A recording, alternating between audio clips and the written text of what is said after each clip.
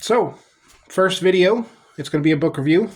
This is a book that I probably should have read in school, but for what reason or another, probably because I thought I had something better to do, I didn't. But as I've gotten older, I've really come to see the value in books and literature, especially the classics like Of Mice and Men and To Kill a Mockingbird, just to name a couple that I did read, and fairy tales. Somebody once said that fairy tales teach children that dragons exist, but they also teach them that dragons can be killed. And I heard that statement, and I thought I've really been lacking in my area of literature and knowledge of those kinds of things. So this is where I'm at. This is the first book that I read, the first book that I picked up, and that is the Diary of a Young Girl by Anne Frank.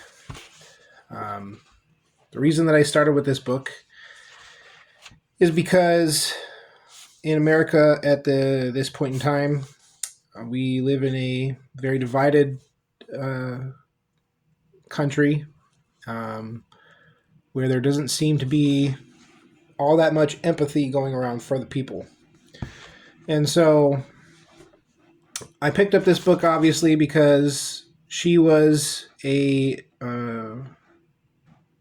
her family was Jewish during World War II, and they went into hiding in the Netherlands, in Amsterdam, where they hid out for 2 years, where they were eventually found by the Gestapo, and put in concentration camps. And I knew all of this before I picked up the book, but she ends up dying in one of the concentration camps about 6 months after they're captured. She was only 15. There were 8 people in the house, or I call it a house, but it was just a little annex of a factory that her father worked at. It was her sister, her mom and dad, another family with a teenage son, and then a dentist that they knew somehow. So I started with this because of where we are in society in America right now, and also because of the way that I am, being a straight white man. I don't have a lot of opportunities to get real perspective on what other people go through, and so I thought this would be a really good place to start. As you can see, the book has been well loved. I think I bought this for like $2.50 at a used bookstore. Printed in, I believe, 1995. So the diary starts when she's 13. And you can kind of tell in the beginning she comes across as this very bratty, very emotional individual, which you would expect because she's 13.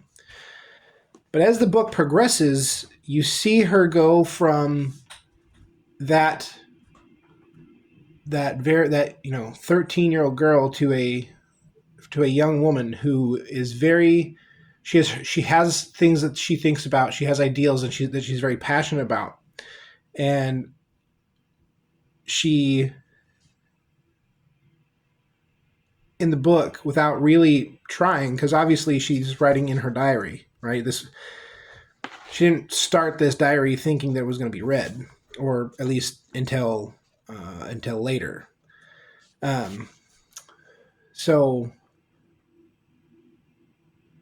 she had very interesting concepts about how to live with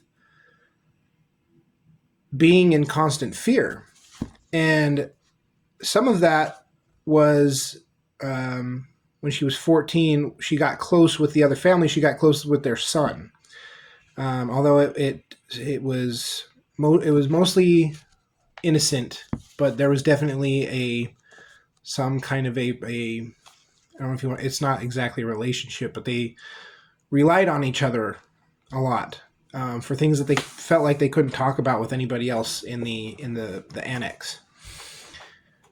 And that part of the diary comes off definitely as very like love is a very new thing, and so she doesn't. So she's getting these big feelings, and she's feeling all these things for this boy, but then later she sees that she can't help him help himself. He has to want to be a stand-up individual. And so their relationship kind of fizzles out because she sees it for what it was, which was that she was using him to some degree. And I don't know about you, but definitely for me at 15, I would have never came to that conclusion. In fact, I was 25 and I hadn't come to that conclusion. And so she did a lot of growing up in 2 years. Then in the worst 2 years maybe in history, which was I believe 1941. They were found in August of 1944, but the diary itself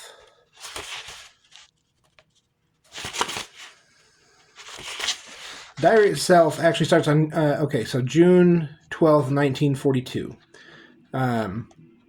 which is her birthday, I believe. And she starts it with, "I hope I will be able to confide everything to you, as I have never been able to confide in anyone, and I hope you will be a great source of comfort and support." That was a 13-year-old that wrote that. And when you read the book, I mean, it's obvious that it was definitely used for that purpose. And so at the end, right, we all know, I told you what happens. We all know what happens. And it's the most chilling part of the whole thing to me is the diary just ends, right? Because she got captured. In fact, down here, I don't know if you can see that, but it says, "Anne's diary ends here." And that's because the last entry was written August 1st, 1944, and they were arrested on August 4th. And so maybe this was not the best book to read if you wanted to create a reading habit. It was the one I gravitated towards for the reasons that I stated before, that I don't get a lot of perspective as far as what people go through in being persecuted. That very well may change in the future, depending on what the president-elect decides to do. And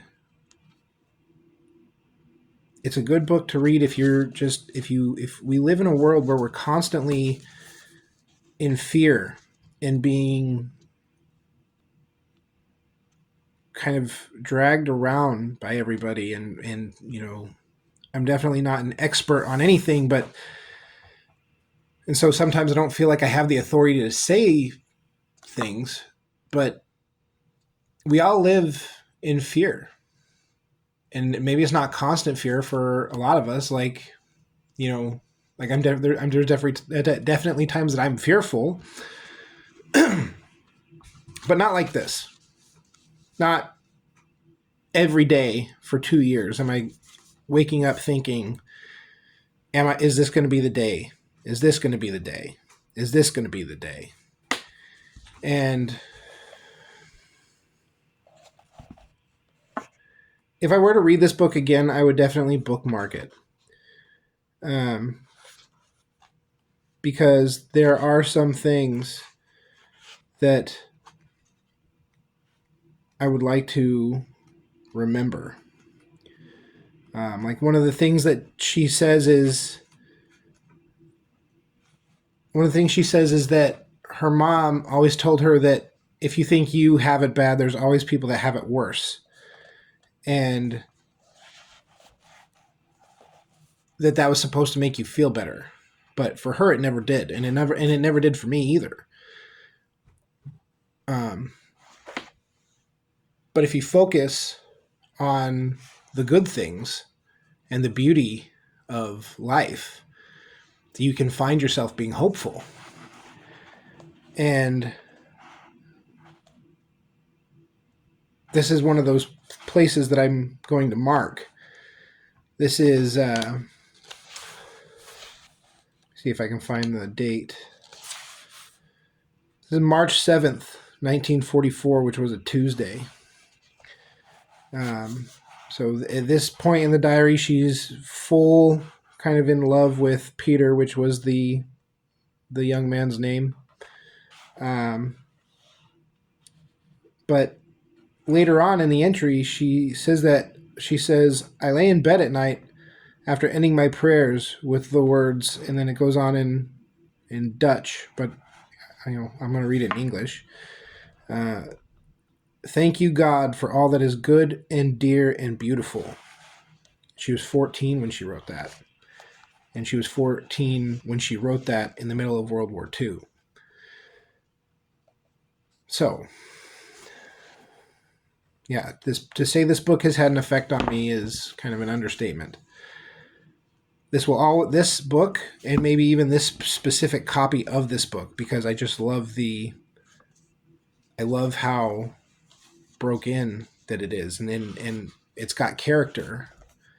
This little corner's cut off, and there's a little part of a page that's torn out, but doesn't mess anything up. Like, you still can read it, and it's very kind of representative of, I think, what life is. And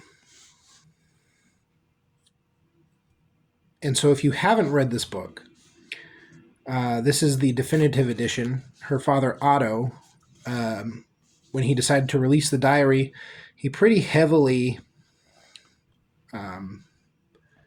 censored it, because there are some things where she talks really, really bad about her mom.